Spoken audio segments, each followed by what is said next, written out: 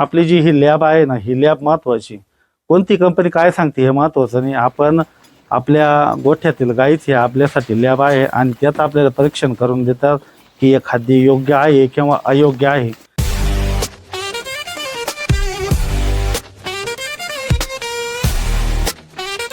नमस्कार शेतकरी मित्रांनो, आपलं सगळ्यांचं स्वागत आहे महर्षी डेअरी फार्म यूट्यूब चॅनलवरती.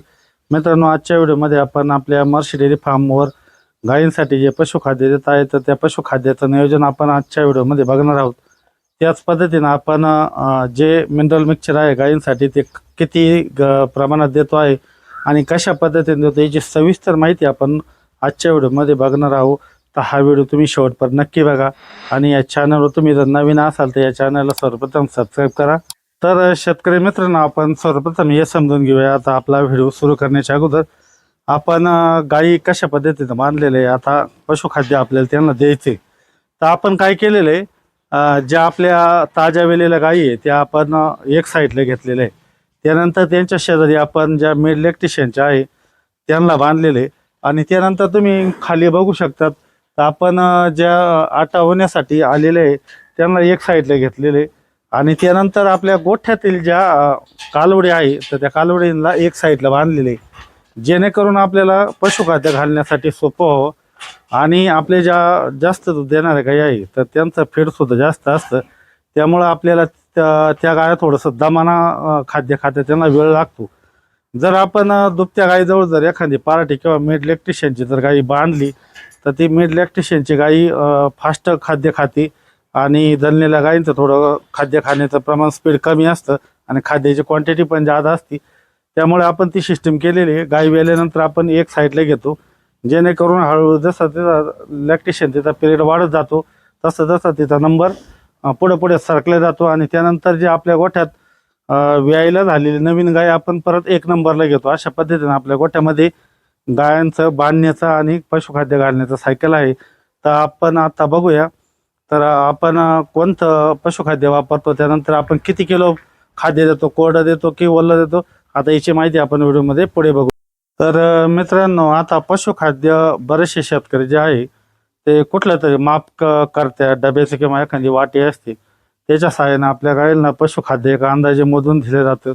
परंतु आपल्या महर्षी डेअरी फार्मवरती मित्रांनो आपण एक 200 किलोचा काटा घेतलेला आहे आणि त्या काट्याच्या सहाय्यानं आपण त्या गायींना मोजून मापून एकदम क्लिअर कट आपण ते खाद्य देत असतो.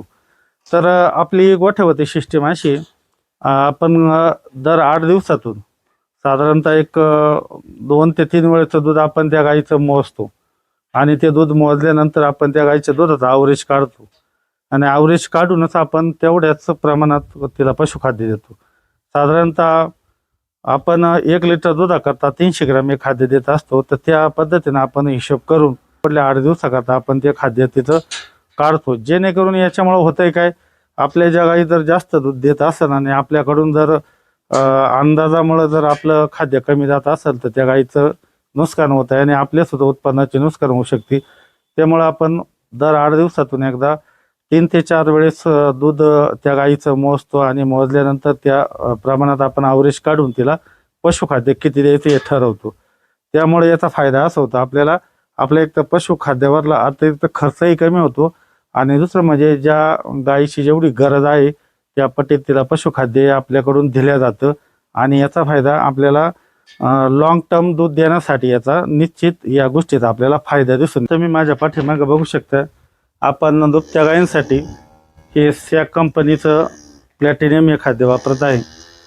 तर आपण फक्त गायींचं दूध कांडी खाद्यावरच काढत असतो. तर हे खाद्य आता मार्केटमध्ये नवीन आलेलं आहे, साधारणतः 4 ते 5 महिने झालेले आहे आणि अतिशय चांगला रिझल्ट आपल्याला आपल्या गोठ्यावरती या खाद्याचा मिळालेला आहे. तर यापूर्वी आपण दुसऱ्या कंपनीचं खाद्य पण वापरत होतो. तर आपण साधारणतः 4 ते 5 वर्षापासून त्या कंपनीचं खाद्य वापरत होतो. तर दूधसुद्धा चांगलं निघत होतं, परंतु आपल्याला काही समस्या जाणवल्या त्यामुळं आपण खाद्य बदलवलं आहे. तर त्या खाद्यामुळं आपलं दूध निघायचं, परंतु आपल्या गायांचा जो बॉडी स्कोअर आहे तो कमी व्हायचा आणि त्यानंतर आपल्याला एक मागच्या 2 वर्षापासून त्या खाद्य आपण दुसरं तर कोणतं वापरत नाही, त्याच कंपनीत वापरत होतो आणि त्यामुळं आपल्या गायांना कन्सप्शनसाठी प्रॉब्लेम आला आता आपल्या गोठ्यावरती सगळं नियोजन परफेक्ट असून सुद्धा आपण मिनरल मिक्सचर सुद्धा रेग्युलर वापरतो, तरी पण आपल्याला गायांना कन्सप्शनसाठी प्रॉब्लेम आला, तर त्यामुळं आपण ते खाद्य बदलवलं. तर आपण या खाद्याची निवड काय केली ते तुम्हाला थोडक्यात सांगतो. आता या खाद्याच्या बॅगेवरतीच आपल्याला कंपनीने मेन्शन केलेलं आहे. या पाठीमागच्या बाजूला कंपनीने याच्यावरती प्रोटीन लेवल आणि सगळ्या गोष्टी दिलेल्या आहे. आपण कोणत्याही कंपनीची इथे जाहिरात करत नाही, परंतु चांगल्या गोष्टी या शेतकऱ्यांपर्यंत माहिती झाल्या पाहिजे आणि आपण जे वापरतो तेच तुम्हाला मी व्हिडिओच्या माध्यमातून दाखवण्याचा प्रयत्न करतो. तर या खाद्यामध्ये 25% प्रोटीनचं प्रमाण आहे आणि या खाद्यामध्ये 5.5% हे फॅटचं प्रमाण आहे. तर यामुळं आपल्या पूर्वीचं जे खाद्य वापरत होतो त्या खाद्यामुळे आपला फॅट आणि एसएनएफ लागत नव्हता, कमी लागत होता. साधारणतः या वर्षाच्या जानेवारी महिन्यापासून आपल्या दुधाची क्वालिटी कमी झाली. आपलं सध्या 150+ दूध चालू आहे. तर त्या दुधामध्ये आपली साधारणतः एक 8.1च्या आसपासच एसएनएफ लागायचा त्या खाद्यामुळं. तर आपण हे आता खाद्य बदलल्यामुळं हळूहळू आपल्या आता क्वालिटीमध्ये सुधारणा होत आहे. आवडीने खाद्य ते गाया खात आहे, त्यामुळे कुठलाही प्रॉब्लेम नाही. आणि आपण हे खाद्य निवडण्याचं आणखी एक कारण सांगतो. बघा आता या ठिकाणी आपण जे खाद्याची निवड केली आहे ती कशामुळं ते मला तुम्हाला या माध्यमातून सांगायचं आहे. पहिलं म्हणजे या खाद्यामध्ये आपण जे व्हिटॅमिन एच वापरतो, गायांच्या अंगावरती चमक आली पाहिजे, त्याकरता कंपनीनं या खाद्यामध्ये व्हिटॅमिन ए त्याचबरोबर व्हिटॅमिन D3 हे कंपनीने या गुणीच्या पाठीमागच्या बाजूनच मेन्शन केलेले आणि त्यानंतर व्हिटॅमिन ई हे वापरलेले आणि त्यानंतर सगळ्यात महत्त्वाचं म्हणजे कॅडमियम सारखा घटक वापरलेला आहे. आपण जे इतर बाजारात कंपन्यांचं खाद्य आहे यामध्ये एवढे घटक नसतात, कारण सॅग ही आपल्याला कंपनी माहितीच्या जे सिमेंट्समध्ये आता भरपूर भारतभर मोठं काम चालतं, त्या कंपनीचं हे खाद्य आहे. तर तिने शेतकऱ्याचा विचार केलेला आहे, कॅडमियम सारखा घटक त्यामध्ये ॲड केलेलं आहे. त्यानंतर व्हिटॅमिन ए झालं, व्हिटॅमिन D3 झालं आणि व्हिटॅमिन ई झालं. ते तिन्ही व्हिटॅमिन काम काय करतं, तर गायीवर आपल्या चमक राहिली पाहिजे, त्याचबरोबर आपल्या गायीला जो मास्टराईज होतो, हे व्हिटॅमिन जर आपल्या खाद्यातून जर गायला रेग्युलर मिळत गेले तर आपल्या गायला कुठल्याही प्रकारचा मास्टराईज होण्याचा धोका कमी होऊ शकतो. मार्केटमध्ये अनेक नामवंत कंपन्या आहे, अनेक चांगले रिझल्ट देणार आहे, परंतु या गोष्टीचा विचार आपण खाद्य निवड करताना केलेला आहे. आणि त्याशिवाय या खाद्याचं दूध पण चांगल्या पद्धतीने निघत आहे. पूर्वी आपण एका नामांकित कंपनीचं खाद्य आपण बदलवण्याचा प्रयत्न केला गोठ्यावरती, परंतु त्याने खूप दावे केले आणि त्यांचं खाद्य आपण 1-2 गायींसाठी ट्रायल घेतली आणि त्यानंतर आपलं जेवढं एक 30 लिटरच्या 2 गायींवर आपण ट्रायल घेतली होती. तर त्या गायींना आपण जसं कंपनी सांगते हळूहळू तुम्ही खाद्य बदला, अर्धा किलो, 1 किलो, 1.5 किलो, 2 किलो असं हळूहळू बदलून नंतर तुम्ही पूर्ण आपल्या खाद्यावर या, असं त्यांचं म्हणणं होतं. त्या पद्धतीने आपण खाद्यबदल केला, परंतु आपलं ज्या 30 लिटर दूध देणाऱ्या गायी होत्या ना मित्रांनो, त्यांचं कमीत कमी एका गाईचं दिवसभरातलं 3 ते 4 लिटर दूध कमी झालं. म्हणजे कंपन्या बाजारात भरपूर आहे आणि त्या भरपूर कंपन्या दावे करतात, पण आपल्या गाई ज्या आहे ना, गाई या सगळ्यात मोठी लॅब आहे. गाई सगळ्यात मोठी लॅब आहे. आपल्या गाई सकाळी आपण जो चारा गाईंना खाण्यासाठी देतो, तर दुसऱ्या दिवशी सकाळी आपल्याला दुधाच्या माध्यमातून त्या गाईचं कळतं नेमके तो चारा काय क्वालिटीचा आहे. आपली जी ही लॅब आहे ना, ही लॅब महत्त्वाची. कोणती कंपनी काय सांगते हे महत्त्वाचं नाही. आपण आपल्या गोठ्यातील गाईच हे आपल्यासाठी लॅब आहे आणि त्याचं आपल्याला परीक्षण करून देतात की हे खाद्य योग्य आहे किंवा अयोग्य आहे. तर मित्रांनो, तर आपण आपल्या दुभत्या गायींना फक्त कांडी खाद्य वापरतो, तर आपण याबरोबर दुसरं कोणतंही वापरत नाही. आता तुम्ही बघा, आपण काट्यावरतीच प्रॉपर मोजून खाद्य देत आहे. जसं की आपण सांगितलंय की प्रत्येक गाईचं दूध आपण 8 दिवसा मिळून एकदा त्याचं वजन केलं जातं दुधाचं आणि दुधाचं एक ॲव्हरेज काढलं जातं. बऱ्याच वेळेस काही गाया सकाळी जादा दूध देतात किंवा संध्याकाळी कमी देतात, तर आपण 1, 2 ते 3, 4 टायमाचं दुधाचं एक ॲव्हरेज काढतो आणि त्या पद्धतीने आपण 1 लिटरला 300 ग्राम पशुखाद्य देत आहे. आपण आपल्या गोठ्यावरती फक्त कांडी पशुखाद्य देत आहे. तुम्ही बघा, आता अशा पद्धतीने आपण काट्यावरती खाद्यमधून घेत आहे. व्हिटॅमिन एस नावाचं मिनरल हे चालू आहे. तर ते साधारणतः आता तुम्ही बघा, माझ्या हातामध्ये हा जो तुम्हाला मापाचा चमचा हा कंप्लीट एक 25 ग्रामचा आहे. तर आपण एका वेळेस गाई जशा दुधाच्या असतील, आता जे अर्ली लॅक्टेशन आहे हे आहे 4 किलो खाद्य, तर या खाद्यामध्ये आपण 50 ग्रॅम मिनरल टॉप ड्रेसिंग करत असतो. ते बघा असं कंप्लीट आपण मोजून घेतो आणि हे एक माप झालं, त्यानंतर हे 2 माप झालं, तर हे झालं 50 ग्रॅम मिनरल. तर आपण ज्या 3 महिन्याच्या आतल्या गाई आहे तर त्यांना 100 ग्रॅम मिनरल देत असतो, सकाळी 50 आणि संध्याकाळी 50 ग्रॅम. आणि थोडंसं त्यामध्ये आपण असं पाण्याचा थोडासा शिपका देऊन या पद्धतीनं आपण त्याला खालवत असतो, जेणेकरून मिनरल हे पशुखाद्याला एकसारखं हे लागलं पाहिजे. त्यामुळं आपण असं पशुखाद्याला ते चोळून घेतो. आता बरेचसे शेतकरी हे पुट्टीवरती सुद्धा मिनरल देत असतात. तर मित्रांनो त्याचं होतं कसं, आता हे 4 किलो खाद्य आहे 28 लिटर दूध देणाऱ्या गाईसाठी आपण कॅल्क्युलेट केलेलं त्या गाईचे खाद्य आहे.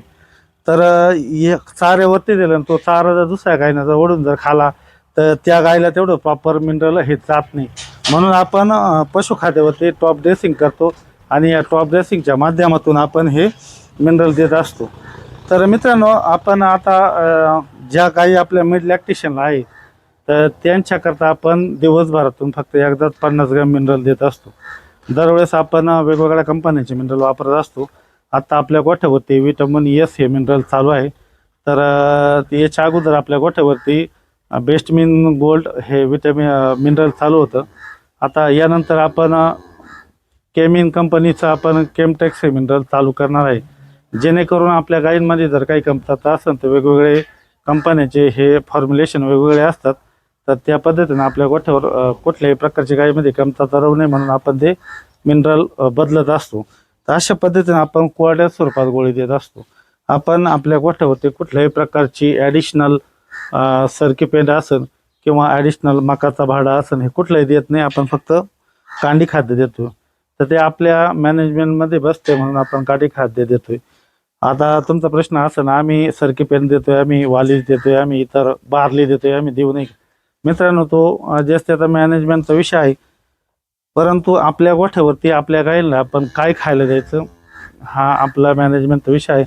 त्यामुळं आपण आपल्या गोठ्यावरती फक्त कांडी खाद्य गायला खायला देतो.